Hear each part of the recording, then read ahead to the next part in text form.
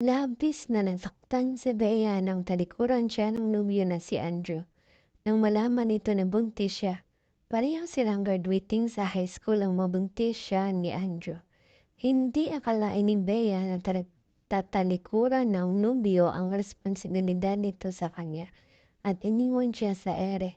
Kinaya ni Bea ang lahat ng sakit at hirap para sa anak na si Sander.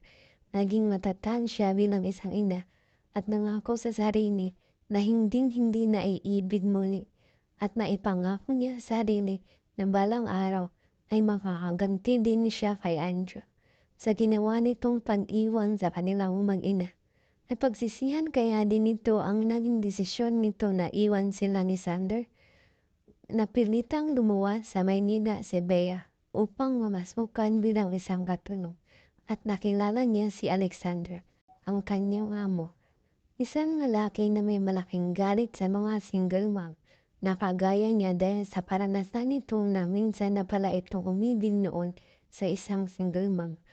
Para silang aso't pusa ng amo niyang si Alexander.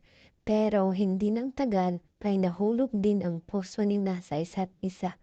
Handa na sana magmahal muli ni Bea. Pero biglang nag-cross ang landas nila ng ex niyang si Andrew.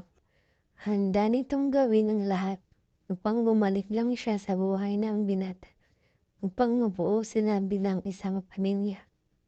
Ano kaya ang magiging desisyon ni Bea? Bibigyan ba niya ng chance si Andrew, ang lalaking ama ng kanyang anak na minsan na silang tinalikurang mag-ina?